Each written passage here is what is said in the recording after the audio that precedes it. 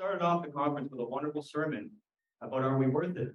And then we had our first speech by Sana, which is showing you the immenseness of God's love that he has for us, mercy. So it seems quite fitting to end on a topic about what it means to love God the most. God created every human being to worship him alone. And when we opted for the freedom of choice to choose between Satan and God and fell down to earth, to this worldly life, something happened to us. We lost our bond or our connection with God. And this left us with a kind of a hole or a void in our hearts or inside of us.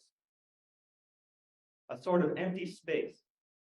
Now, this is all relatively conceptual, but it's not literal, but there's this need inside of us, inside of every human being. I'm not talking to submitters, I'm talking to humans. Okay?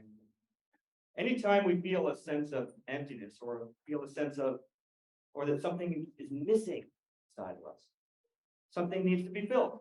Something's missing, we want to fill it. That's the natural motivation. We feel an emptiness. Some people turn to alcohol. Some people turn to drugs just to get a fix, but they always need more because it's fleeting. This is where we fall into the problem. We try to fill that emptiness with what is closest to us, with what we can see, touch, and feel. Things that seem to be more tangible to us, more than we like to go beyond to what is unseen. And this is partially due to our nature of being impatient. God bears witness to that. But we have this nature of wanting what is easy, what seems to be closer or nearer to us. So what we end up doing is we try to fill that emptiness that we all the human beings have with the material world. Now, when we hear a material world, most of us tend to think of, money, jewelry, all the fancy cars. Yes, these are things that we try to fill that emptiness with. But there are a lot of different types of, say, sedatives that we try to take in order to numb that feeling of emptiness and fill that void in our heart. Those of you who didn't know about God before submission, you know what I'm talking about. Now, here's the problem. We know that God created everything and that God made the human being in the perfect design. It perfectly expresses the desires and the feelings that reside within our hearts. Yet our hearts have this emptiness and this void that can only be filled by one thing and one thing alone. This is where we fall into the problem because we go and we try to fill it with the wrong things. Some of us try to go fill it with drugs. Some of us with our careers or our social status. Some of us try to fill it with money or with power or self-exaltation. I mean, even in religion, people find ways to fill themselves. Some of us will try to fill it with our spouses or people around us or children. But essentially, what we're trying to do is the same thing. We are trying to fill that emptiness. And this is the reason that we as human beings, we start to take these things and we start to love them as we should only be loving our Creator. And God says in 2:165, yet some people set up idols. Oh, these are some of the sedatives. If you want to take a big dose, just all the way back. But we're talking about submission. We're talking about what really fills your heart. The only thing we can put. Okay, so 2:165. Yet some people set up idols to rival God and love them as if they are God. Those who believe love God most. Now, in what way are these things rivals with God? These are not things that we necessarily bow down to. These are not things that we necessarily pray to because we have this idea in our minds that an idol is just something that you make out of stone and you pray to it. Or by saying, God has a son, and that is idol worship. And because I don't do that, I don't have idols in my heart. I'm good, I'm righteous.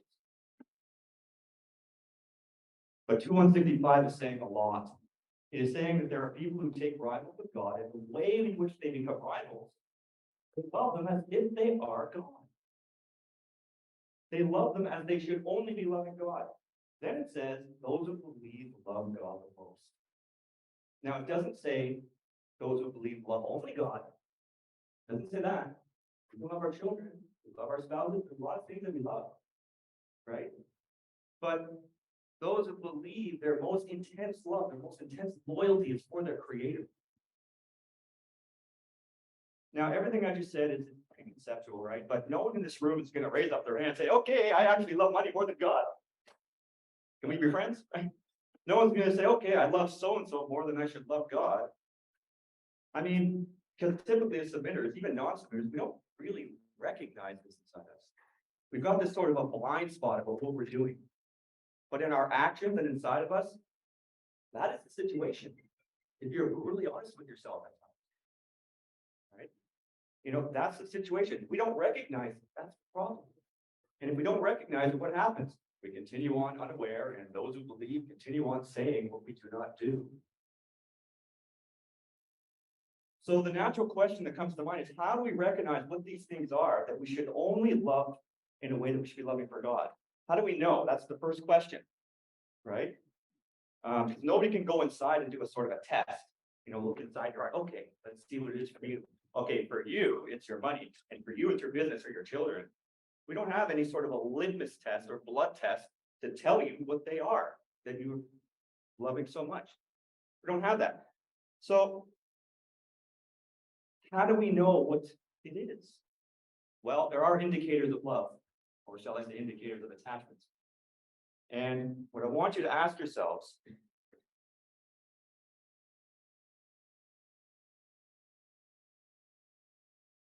we've all experienced human love, right? I mean, at the least, we know what it feels like to love another person, right? Right. Give me a little worried here. Okay. So we all know what it means to feel this, to love someone else. We've all felt it. We've all experienced this emotion called love. Now ask yourself this: when you love another person, what does it look like? How do you feel? How do you act? What are the indicators of love?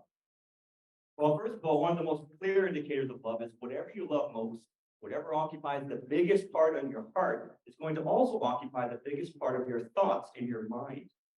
Therefore, if you really want to know what you truly love the most, just ask yourself and be brutally honest with yourself. I had to do it. We all got to do it. We have one chance here. We all got to do it. So ask yourself, what do I think about most?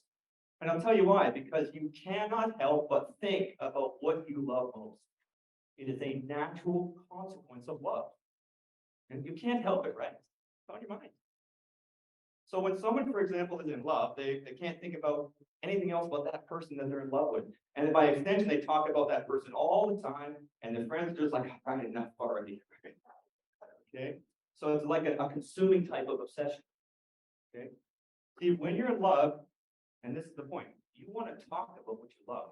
You remember what you love. And with another human being, we can see this very clearly because of the natural consequence of love. Okay, now we all see this, yes? We can see this with another person very clearly. Okay, so my question to you is, if you want to know what you love most or what fills your heart most, ask yourself, what do I think about most throughout my day? First thing on my mind in the morning, last thing on my mind before I go to bed. The thing that I cannot stop thinking about, sometimes even in my prayers. Okay, what is that thing? You all do. I hope you all have one. We all have one. Okay, you all have one? Yeah. Okay. Nobody wants to say that. We're human. So, okay, a second indicator of love or an indicator of attachments. When you love another person, when that person says jump, you say how high, right? That's what we do.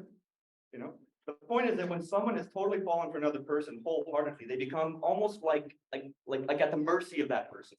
When that person wants, whatever that person wants, they do. They will do anything to please that person. Will do anything to make them happy. Will do anything to be close to that person. Is this not true? And you're not going to make an about face if they don't do something for you. No way, because you love them. No problem, dear. No problem. Okay. So the more love that you feel, the more you have the desire to please the one you love. So ask yourself, what is it in my life I work hardest for? Who is it in my life that I work the hardest to please? What is it in my life that I work the hardest to achieve? No.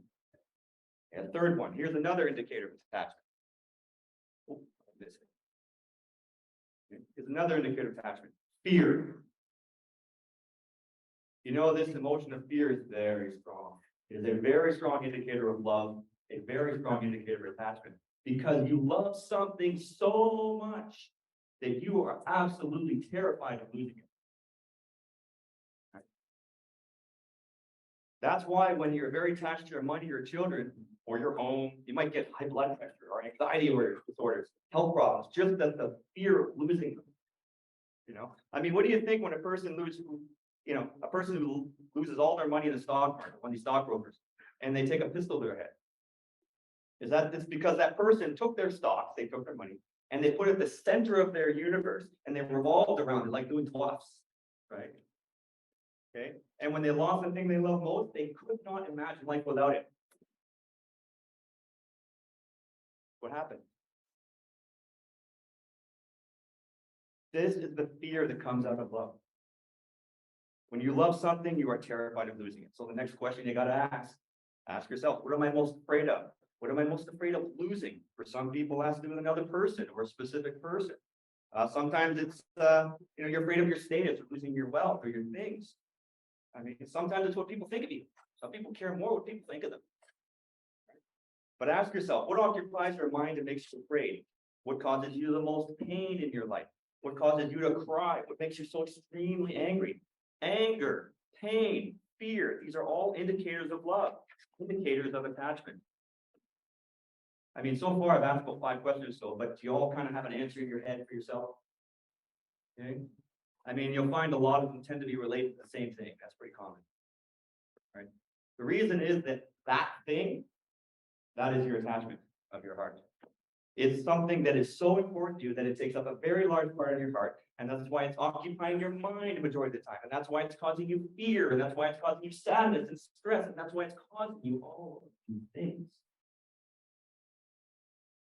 I'm sure you understand the weight of what I'm saying here, the heavy weight here. You know, when a person's love for God is the most, the greatest, when your ultimate attachment, your ultimate love is, and your strongest love is for the creator of the heavens and the earth, then you will find that it is God you feel the most. It is God you want to please most. It is God you fear to lose the most. Can you imagine losing the love of God? And what will happen? You will be very, very good. You won't mess around. You won't break one commandment to uphold another. You won't disregard anything in the Quran, because God is the most important being in your life, and God is the one you love most, and that's who you want to please. Whatever you say, my Lord, no problem. And when God describes believers, what does he say? They do zikr. What's zikr? Remembrance. And he says it a lot. Remember me a lot. Not a little bit, a lot. Right? And if you love God the most, guess what? It's going to be a natural consequence of love. You're just going to want to do it. You remember what you love most. You don't have to force yourself to remember someone you love. It's really that simple. I mean, wouldn't it be funny if Sajjad here, you know, if he had to put an alert in his phone or put it on Alexa or, you know, Siri. Okay, it's 12 o'clock. You need to think about your wife now. You know, like a reminder about her. To think about her. Oh, I must think about her. Oh, you're not married. I'm sorry. Sajjad's not married. But you understand my meaning. Okay. I mean, you don't need to be reminded about what you love. It's automatic. It's a natural consequence. So you got to ask yourself, why do we have to be reminded to remember the most gracious so much? I mean, some people can go their entire day and forget to pray. Look at Solomon, his horses. He loved them most of the time at that day, but he recognized it, repented, and he changed it. Right? So, see, it's like we have this concept in, you know, about God. It's like, you know, it's not in our heart, it's more in our head, right? It's like we have an intellectual connection with God more so than an emotional connection with God. And let me give you one more example here.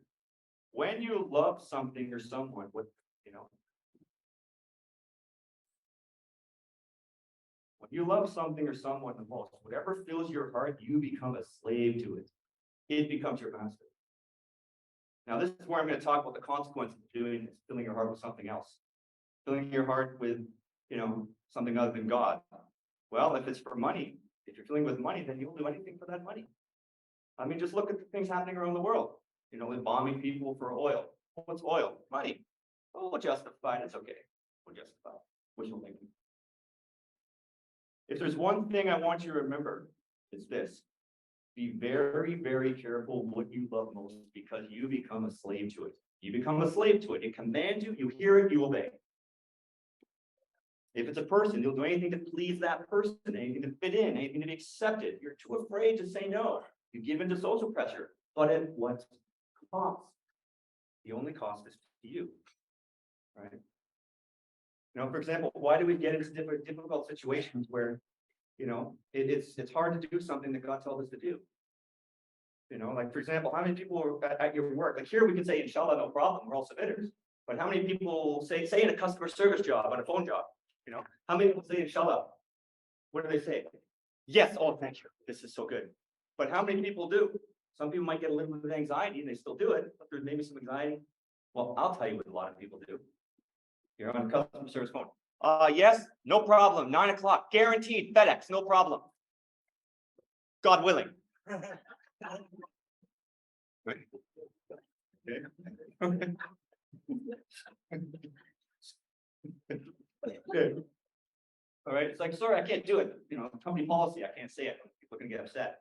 Or I can't go to gym. My boss says I'm gonna lose my job. I'm sorry, who's your provider? Who do you love?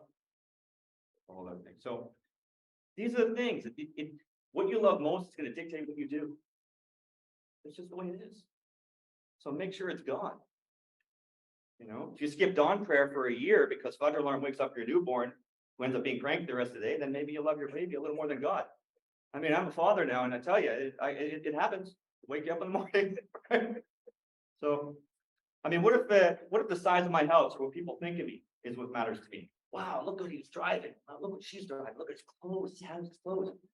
What if I love the most is how I'm perceived by my stuff? See, the problem is we end up putting aside the fact that God has told us that this worldly life is nothing. This worldly life is nil. Nil. We become a slave to what we love most. So that's why it's very, very careful. We have to be very careful what we love most, more than anything else. If we love more than our children, if what we love more than our children, if what we love more than society thinks of us, if what we love more than when money comes, when money goes, if what we love more than any of these things is our creator, then whatever God says, whatever he says, you do. There's no decision-making tug of war in your minds, or this false attachment that you have. It's going to be severed because you love God the most. You love other things, but you love God the most. You're always loyal to what you love. Now, I'm going to prove to you right now that what you love most will dictate your actions. Okay, what if I told you there was $5 million sitting in front of your door at 5 a.m.? Would you set your alarm? Okay, there you go. It's already set. Would you be willing to wake up your baby? Would you be willing to sleep? Would you be willing to give up sleeping in? I mean, is there anybody in this room would say, yeah, I prefer sleeping in. I like my bed? No way. It's $5 million. I mean, Canadian, $5 million, like $50 US. It's a lot of money, right? So, but think about it. Think about this. You'll set your alarm and you will get up at the night. You'll get up at any time, no matter how little sleep you get, no matter how comfortable your bed is, no matter how loud your baby cries from being awakened, you will get up just to get that money. But 10 million, $5 US is a lot of money. 10 million.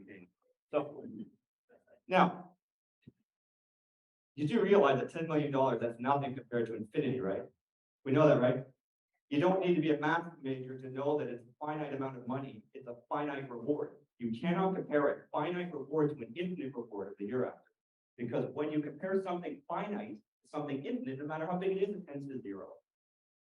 So, now what if I told you there's only 20 bucks? And Canadian, what if it was only 20 bucks up front? Well, $5. Would you get up in the morning? Would you set your alarm, wake up your kid? No? Yeah? Oh, I know you will. You know how I know? Black Friday. Black Friday.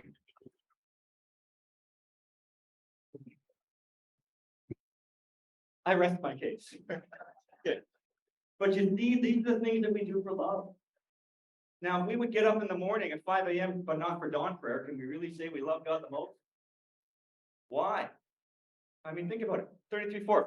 God did not give any man two hearts in his chest.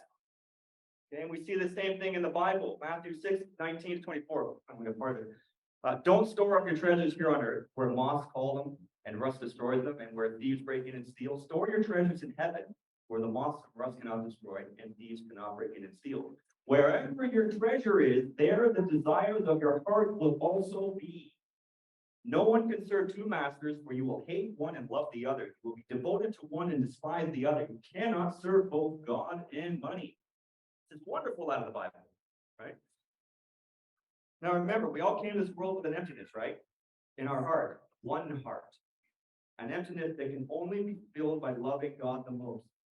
Okay, and it says it all here. Look at this part. And we made a covenant with you as we raised Mount Sinai above you, saying, you shall uphold these commandments. We have given you strongly and listen. They said, we hear, but we disobey. Their hearts became filled with adoration for the calf due to their disbelief. What is adoration? Oh. In fact, the Arabic of this part is literally says, and they were made to literally drink into their hearts love of the calf. It's a powerful expression. Literally, you know. So what happened? What did they do here? They needed to fill in that emptiness in their heart, their soul. And because they disbelieved in God, they had to fill it with something else, something worldly, something that doesn't last, something false. But they got to keep filling it with these worldly sedatives because the heart was made by God for God, and only God can fill it. Only God can fill it. Your heart will spiritually die if you're not filling your heart with God. So, see, we really need to understand that love is an emotion. An emotional connection, something you feel with your heart. It stirs emotion. Like the people who felt prostrate weeping when they heard God's revelations being recited. That's emotion. That is not just an intellectual connection. It's not, right? I mean, if you don't feel love for God as much as you do for his creation, then you will not have God on your mind as much as those other things. You're not. I mean, we want to please the ones we love. And Moses is a great example. Why? He says, why did you rush away from the people of Moses? He said, they're close behind me. I have rushed to you, my Lord, that you may be pleased. We want to please the ones we love. So we have to sever this dependence, our attachments on any created things for happiness, for importance. We need to love God the most. It is that simple. Okay? Because when you have to make a decision between two things that you love, your decision will always be in favor of the thing that you love most. You become a slave to what takes up the most space in your heart. So I'm going to end it here because if some of you have more of an intellectual connection with God, we are going to remedy that right now, inshallah. I'm going to end it right here. Okay, so just be very quick. Close your eyes. I want you to recall a moment in your life where you felt a great joy. You know the moment when you felt that rapid flood of energy rise up to your throat, your stomach tighten, and your breathing fluttered as if your skin is the only thing keeping you going everywhere at once. Just as your eyes are about to release it with all of your tears. Find that moment in your life. Have you found one? Good. Remember it, feel it, like you are there now. The only reason that you are feeling that feeling right now, and every other moment of joyous love you have ever had in your entire life, and every joy that's going to be coming to you in the future, is because God created this emotion called love. And he created it, and he downloaded it right into your heart so that you could experience it. That emotion you're feeling right now. This is why the believers love God the most. This is why the believers come with their whole heart. I'm going to give you another wonderful name of God. I'm going to say he is the giver of joy and the granter of love. Praise be to God for the years.